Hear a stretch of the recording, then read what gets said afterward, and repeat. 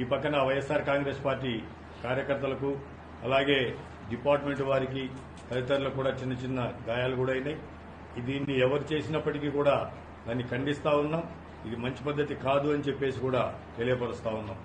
అలాగే ఈ ప్రజాస్వామ్యంలో ప్రతి ఒక్కరికి ఏదైనా ఇబ్బంది ఉన్నట్లయితే వారు నిరసన తెలిపేటువంటి హక్కు ఈ ప్రజాస్వామ్యం కల్పించింది. దాన్ని ఎవరం కూడా కాదనే దానికి లేదు. అలాగే ప్రతిపక్షంలో ఉన్నటువంటి వారికి ప్రజలకు ఏదైనా ఇబ్బందులు ఉన్నట్లయితే ఆ ఇబ్బందులకు తొలగించేదానికోసం ప్రజలకు అండగా నిలబడేటువంటి బాధ్యత కూడా ప్రతిపక్షంగా మా మీద ఉన్నింది. ఆ బాధ్యతను ఈరోజు మా నాయకుడు నిర్వహించినారు. ఆ బాధ్యత నిర్వహించినారు కాబట్టే రైతాంగము అంత భారీ స్థాయిలో తరలి వచ్చింది.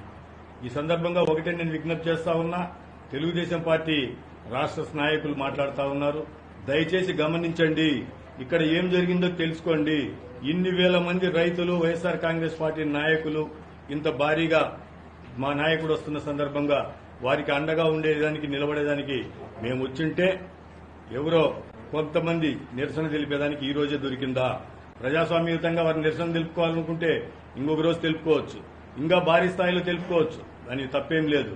కానీ కేవలం ఇక్కడ మార్కాపూర్ నియోజకవర్గంలో ఉన్నటువంటి శాసనసభ్యుడు మీ మెప్పు పొందేదానికోసం, కేవలం మీ మెప్పు పొందేదానికోసం మా యొక్క నాయకుడి యొక్క కార్యక్రమాన్ని ఏదో ఇబ్బందులు పెట్టాలన్నటువంటి భావనతోటి 2-3 రోజుల నుండి అదే పనిగా తిరిగి ప్రజలను రెచ్చగొట్టి తీసుకొచ్చిండ్రు. ఒక రీతిగా మీకు కూడా అవమానకరమే. మీ అధికారంలో ఉన్నటువంటి మీ పార్టీకి 4 చోట్ల ధర్నా, 4 చోట్ల నిరసనలు తెలిపితే 4 చోట్ల ఒక చోట 10 మంది, ఒక చోట 8 మంది, ఒక చోట 15 మంది, ఇంతమంది అని మీకుంది. అది మీకు కూడా చిన్నతనమే కదా. మీరు చేయదలుచుకుంటే ఇంకొక రోజు బ్రహ్మాండంగా చేసుకోండి. కాబట్టి ఈ కార్యక్రమంలో ఎవరైతే ఈ రీతిగా రెచ్చగొట్టి ప్రజలను రెచ్చగొట్టి లేదా ఆడ ఇబ్బందులు కలిగించాలనేటువంటి భావనలతోటి ఉన్నటువంటి వ్యక్తులు ఉన్నారో అది మీరు ఎంక్వైరీ జరిపించి వారి మీద చర్యలు తీసుకోండి.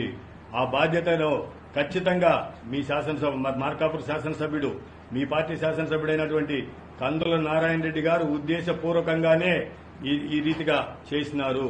లేకపోతే రాత్రి 2 ఆయనకు పొదిల్లో పట్టణంలో తిరగాల్సిన పనేముందో ఒకసారి ఆలోచన చేయండి. సీసీటీవీలు చూసినా కూడా ఈ రోజైనా బయటపడతాయి. రాత్రి ఎక్కడున్నారు ఆయన, ఎన్నింటప్పుడు తిరిగినారు, ఇదంతా ఏంటి? ఇంకా చాలా మేలు భగవంతుడి దయ వల్ల, అధికారుల యొక్క గట్టి నిర్ణయాల వల్ల మా కార్యకర్తలకు దెబ్బలు తగిలితే తగిలిండొచ్చు. వారు పోలీసు వారు లాఠీ చార్జ్ చేసిందని నేను తప్పుపడ్డంలే. లా అండ్ ఆర్డర్ కంట్రోల్ చేసుకోవాలి కాబట్టి వారు చర్యలు తీసుకున్నారు. అంత గట్టిగా వాళ్ళు మా కార్యకర్తలు కొట్టినప్పటికీ కూడా ప్రశాంతంగా మా నాయకులు ముందుకు పోయినారు. అది ఏమాత్రం కొద్దిగా పొరపాటు జరిగినా చాలా పెద్ద విఘాతం జరిగి ఉండేది. కాబట్టి ఇప్పటికైనా సరే మీరు మీ శాసనసభ్యుడనేది కాకుండా మీరు పాలకులుగా ఉన్నారు, ఈ రాష్ట్రాన్ని పరిపాలిస్తా ఉన్నారు. ఇక్కడ శాంతి భద్రతలు అనేది ప్రశాంతంగా ఉండాలి. కాబట్టి ఎంక్వైరీ జరిపించండి. మీ నాయకుడు పొరపాటు చేసింటే అతని మీద చర్యలు తీసుకోండి. మాదేదన్నా పొరపాటు ఉంటే మేము కూడా దానికి అధికారులు ఏ చర్యలు తీసుకున్నా మేము సిద్ధంగా ఉన్నామని తెలియపరుస్తా ఉన్నాం.